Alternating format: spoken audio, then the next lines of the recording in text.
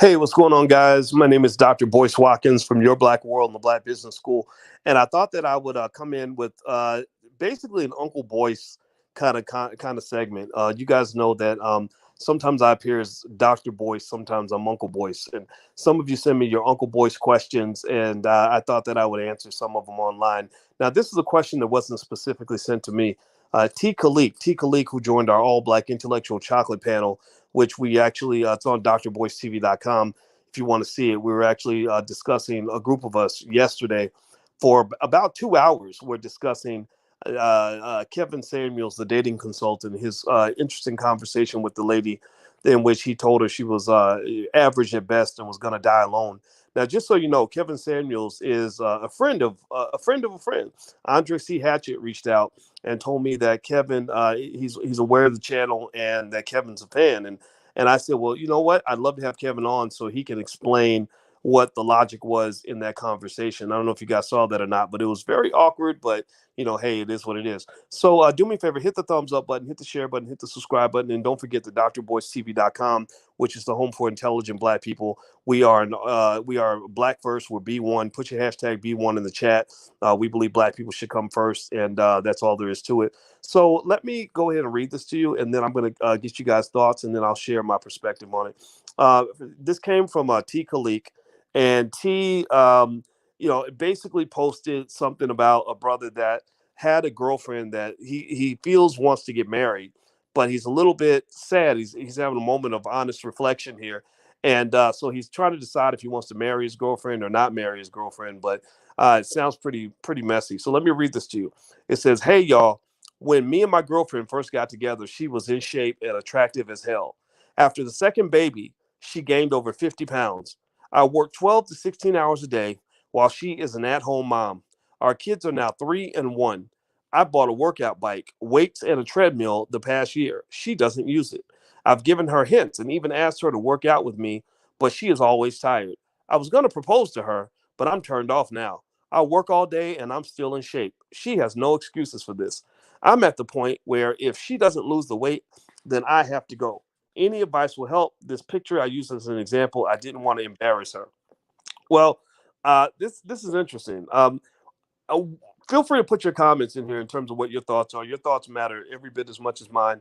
But Uncle Boyce is going to go ahead and jump in here and talk about this. So my first thought relates to what Renee just wrote in here. Renee wrote "second baby." That's exactly what I thought too. My thought was, wait a minute, hold on, y'all ain't married yet. No rings on nobody's fingers, and you've given birth to two babies with this dude.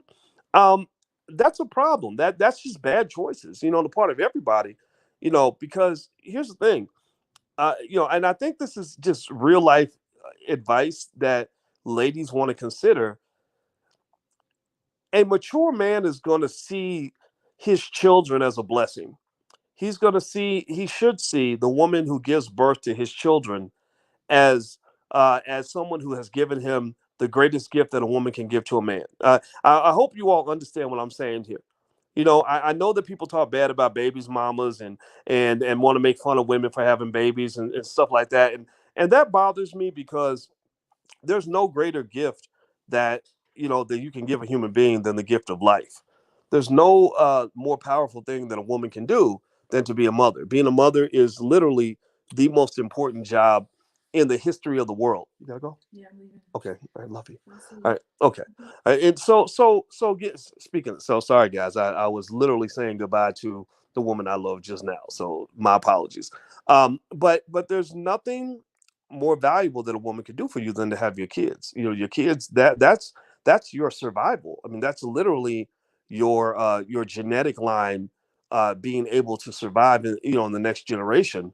So she's given you something incredibly valuable. So I think that just at least agreeing, no matter how you feel about what he says, at least agreeing that motherhood is important.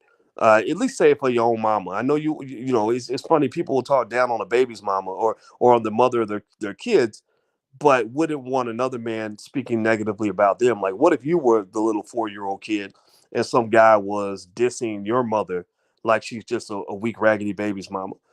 So that's the first thing, right? So I think respect to mothers is something that we can start with while still analyzing the rest of this.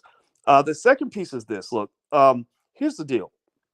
Given that she made the decision to have two kids with this guy without having a ring on her finger, she's kind of in a vulnerable position. She's in a position where if you don't shape up, he might ship out because he still has the right to make whatever choice he makes. He doesn't have to marry her. And that's the thing. Honestly, this is true for anybody. Marriage is hard. Marriage is a deep commitment. Marriage is a very big deal. And one of the things I don't agree with, I've never seen this really work out very often, is somebody getting married, just because other people tell them to do it, and it actually working out in their favor. You should never get married just because people pressure you into it, or people say, "Oh, you're a punk. You scared of commitment." This is no, no, no. You have rights. You have the right to make whatever decision that you want. So, it makes me very sad that this woman chose to have two kids with this guy because the ball's still in his court. He's still got a certain amount of power and leverage that you gave away when you chose to have his kids. And so maybe if you go old fashioned with it, there is something to be said about not giving him the husband privileges until he actually becomes your husband. Because if he's getting all the benefits that come with being a husband, then what's the incentive to get married? There is no upgrade. It's only downhill from there to some extent. Because then at that point, you end up in situations like an extreme example might be, say, Scottie Pippen, who married this lady who had a bunch of his kids, and she didn't gain weight or anything, but she's going to take half his money when she walks out the door, right? So I think that this brother has a right to make whatever decision he wants. I think that maybe some sensitivity to the situation might be important. She could be suffering from a type of postpartum depression, and for the guys that are listening, you should just know postpartum depression is nothing to play with. Postpartum depression is terrible. I mean, it is a horrible, horrible thing. Now, putting the ball back in her court, though, are you willing to get help that you need? If someone's willing to help you, then why won't you take that help? Why won't you go see a therapist? Why won't you go and do the things you need to do to get better? And I will say this too. One of the things I can definitely say is that if you get with a partner who doesn't want to improve on who they are, like let's say you say, let's go to therapy together, and they're like, I don't want to do it, or let's read a book on relationships. Let's take a relationship class. No, I don't want to do it. Well, let's go to the gym together. Let's work out together. Get in shape together. No, I don't want to do it. Well, you can peep these things out before you marry that person, and do not marry a person like that. You do not want to form a lasting relationship with a person who does not want to grow. That's a terrible feeling. It's very stressful. It'll piss you off. You'll end up divorced like all the other people in this country. Most people don't know how to stay married more than 10 minutes in this country because people don't even know what marriage and commitment is. So I think that he was a little harsh in terms of attacking her for her weight. But then again, people always say they want honesty. It sounds like he's giving her honesty. I wouldn't have had two kids with him. I'd love to know what the situation was with that. And I think somebody asked, they said, so Asti says he's already putting conditions on his love. And I'm gonna tell you what I believe, Asti. I believe there's always conditions on love. I love the shit out of my woman. I love her to death, and she loves me to death. But if you think that that's unconditional love, then I think that's a little naive. Our love is highly conditional on the fact that we never abuse that love that the other person's giving us. It's conditional on the fact that I always treat her with dignity and respect. And sure, she'll give me some, she'll cut me some slack, right? She's not, going to divorce me or break up with me just because because I had a bad day or a bad week or a bad month, maybe even a bad year. But keep on having those bad years. Keep on coming home half drunk and beating the hell out of your wife and see how long she loves you. Keep on neglecting his needs and ignoring him every time he asks for something, and see how quick it takes, how quickly another woman is in your bed. You see, you got to get past this idea. The only people that will give you unconditional love in this world are your mama, God, and maybe yourself if you love yourself. Those are the only places you're gonna get unconditional love, completely unconditional. All other love is some to some degree somewhat transactional. It doesn't mean it's bad, doesn't mean it's toxic, but it's transactional in the sense that if you don't satisfy the conditions that were or the expectations that were present when that relationship was formed, then your partner's needs are not going to be met. And so the best way to protect your love is to Meet the needs of your partner, fulfill your end of the contract. And here's the crazy part. Here's the terrible part of it all. Sometimes you do everything you were supposed to do, and you still get dumped. Sometimes that you still get that whole, it's not me, or it's not you, it's me speech, right? Because at the end of the day, uh people have freedom to choose. At the end of the day, nothing in life is completely certain. Nothing's completely certain. So even when you do everything you're supposed to do, sometimes it still doesn't work out. And that's why you always have to be prepared for whatever. But at the very least, if it doesn't work out, there's a difference between things not working out just because you were unlucky versus things not working out because you got caught slipping on the job, or because you were working harder to get the person than you are to keep the person. It's no different from a job. If I bust my butt and give the best interview and present the best resume and put my best foot forward to get the job, but then I show up slacking, I'm not coming to work on time, I'm not doing what I'm supposed to do, then I'm not going to keep the job. And a lot of people do that. A lot of people will work extra hard to get the job of being in your life, but then they don't want to do what's necessary to keep the job. And then they want to get pissed off because they get fired. So don't get fired. I think that in this particular situation, I don't know. I hate saying it, but it sounds like it's tough. It sounds like he has some needs that aren't being met. He has a right to have those needs. I wish he was more sensitive about that. I wish he would take some time to take some consideration about things like postpartum depression and stuff like that, because that could be a factor here, right? But if she's rejecting all help and all support, and there's no guarantees in this relationship, then you can't get mad at him for doing what's best for himself. That's I think the bottom line on this. But I do think that he should reconsider, sort of think things through carefully, because remember this too. When you walk away from that household where that woman has your children, your most valuable asset on this earth is those two babies, the 3-year-old and the 1-year-old. When you walk out of that house and this other person has control of your most valuable asset, you better be thoughtful about how you deal with that person. You crap all over their mama, then you are crapping all over your children. You abandon their mama, it could spin into a situation where you kind of abandon your children. I think that guys who have babies, with women, or all of us have babies with women. You can't have a baby with a man. I think you got to really, you know, understand how important it is to think carefully about who becomes the mother of your children and how that relationship forms. That individual that you impregnate with your seed, who's responsible for your life, your lifeblood, they have to have values that make sense for you. They have to value the relationship that the father has, because if they don't value that relationship, then you're going to be pissed off because you don't get to talk to your kids and see your kids. And so, one of the most important strategies for life and life success is really take your time before you start sleeping with people. The world teaches you to be really stupid. The world is a stupid world. It's stupid, it's impulsive, it's irrational, and it's very short-sighted. People will lay down. Just yesterday, I talked to a guy named Ron, who was in a group called New Edition and the Belle Biv DeVoe. And one thing that we joked about the fact that I always make jokes about guys trusting the big button to smile. And he said, "Yeah, I heard you said something about the big button to smile." I said, "Yeah, because what you said in that song was, I think, paramount in terms of explaining 70% of the reasons that men end up in stupid situations."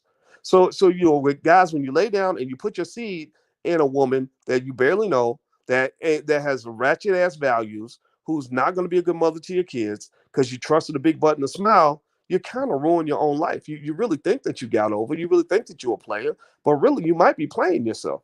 So you got to be thoughtful and strategic about all these things at every single level if you want to be successful in life.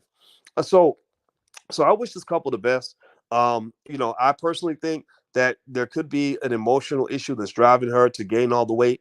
I think that it does. The fact that she's had his children adds complexity to the situation. I understand her not wanting to lose the weight and everything else. I think that it's unfair to him that she won't consider doing the things to make her man happy if that's the case. But I also think he has to realize that even though that's not your wife, that's not just a chick that you're dating. That's the mother of your kids. So when you walk out of that house, you are walking away from your kids. And I don't care what anybody says. You can claim all day that being a parent outside the house is the same as being in the house. No, it ain't. No, it's not. There's a big difference between being the man that gets to wake up with the children in the house versus being the man who only gets to come into the house when he's invited. And I know this. I'm a bonus dad. That's what we call it a bonus dad. And as the bonus dad, with the kids that are in my house, even though they're not my kids, I have much more say in the lives of those children than almost anybody else who lives outside of this house, including, and so fortunately though, just in case you want to know, we coordinate. I talk to the dad all the time, and we strategize on the best ways to raise the children, because that's what grown-ups do. That's what grown-ass people do, is you work together as a team because you put the needs of the children first. So the same way I talk about being B1 on this platform, putting black people first, I think in your life you got to be C1. You got to put your children first. A lot of people don't do that, and they do ridiculous things that traumatize their kids. They get into fights in front of the children, and it's sad and it's pathetic. The rapper Future, I saw, maybe I should do a whole conversation about this. There's a whole thing about him, Future, fighting one of his 85,000 babies mamas, and talking about, she's claiming that he said, I'll go smoke your mama and F you and all this other stuff. And I'm just sitting there thinking, it's kind of sad, because really, I wish God played a dirty trick on us. He played a dirty trick on us. So let me tell you the dirty trick God played on us. God made sex easy to do and simple. God made sex easy to do and simple and very pleasurable. So the people who should be the last ones to be having kids are the ones who are doing the most fucking. The people who should be the last ones to be having babies are having the most damn kids. You know what I'm talking about? Like the people who are intelligent, rational, thinking through, who are very careful. Like, they're not, they're planning their parenthood, right? They're really preparing and planning and thinking things through. The people that literally, where you'll be like, you ever see somebody where it's like, it should have been illegal for you to ever have a baby, because you are damaging and traumatizing the hell out of those kids because you refuse to grow up. You're pathetic, you're irresponsible, and you're ratchet as hell. We got parents out here like that, and it's crazy. And I said, if God really wanted to do things right, he would have made it really hard to figure out how to make a baby. Like, he would have put it in the back of a really long book. So you have to actually read a book. They say if you want to hide knowledge from ignorant ass people, just put it in a book, right? He should have put it in the back of a really complex book and made it as hard to make a baby as it is to like start a business or to make $1 million. And then people, the only people that will be making kids will be people who thought through the process, who prepared for all the complications of it all, who really positioned themselves so they could really do the job effectively. So look, I'm just gonna say at the end of the day, that, when I see situations like this, and it's probably because I'm not 25 anymore. I'm 49, right? So I've seen some things, and I share these thoughts because I know that there's some of you young people out here really can use this advice, and I'm happy. I humbly submit this to you. Maybe this will help you think through certain things. But I'm just telling you, if your goal as a man is to be a boss of your life and to really be successful, that's why we created the Black Boss channel. There's the URL. Make sure you subscribe. If you want to be a boss, you must have discipline when it comes to where you put your penis. If you drop your penis in every toxic waste dump and every big button smile that you happen to see, every big booty stripper that offers you some head, then you're going to end up getting played like a sucker. You're going to end up in sucker situations. Same thing with women. If your womb is valuable. Your womb is the launching pad for gods and goddesses, kings and queens. Your womb is incredibly precious. It's worth more than gold or platinum or any precious commodity. So why would you let Cardi B convince you to sell your coochie for a Gucci bag? Like, seriously, why would you let the media teach you, and these Instagram models who show booty for money, why would you let them make you think that what you have to offer is cheap? Because if you're giving away, so if you have an oversupply of a commodity, then you're basically going to flood the market and the price will drop to nothing. And so to some extent, when you get into this whole, like all sexual liberation, people just do whatever they want to do. Oh, you slut shaming. Well, guess what you're doing? You're flooding the market with a commodity, and the commodity becomes cheap. And that's why men no longer respect the value of the black woman's womb. But really, the black woman's womb is the key to the universe. It's the key to survival for all of us. It's one of the most precious things in the universe. And I really think we need to rethink that instead of letting white people tell you how to view your relationships. So that's my 2 cents, guys. I'm out of here. I hope that what I said can be taken with love and the respect that it was intended. And I hope that it helps you. So feel free to subscribe to the blackbosschannel.com. Make sure you subscribe there. That's a channel for black men. Only black men are talking on the Black Boss channel because people need to listen to black men. Also, we actually have a really great series. Alicia and I do a little series where we kind of get some insights into what's going on, with our relationship. It's kind of risky. We're not perfect. We got our fucked up areas like everybody else, but because we're in that OG category, and she's a relationship therapist, we thought we'd let some camera people in to kind of see how we kind of process things on a daily basis. And this is something for those of you that want to see different ways that it gets done so you can have the happiness you deserve. At the end of the day, I just want you to be happy. That's it. So find your bliss, find your happiness, and make the decisions that are going to work best for you. That's what it is. All right, guys. So take care. Hit the thumbs up button, hit the share button, hit the subscribe button. Make sure you hit the notification bell. Thank you, Shockwave Truth. Yes, please get the likes up. We can really use that. And I'm out of here, guys. I'll see you soon. Take care. Peace.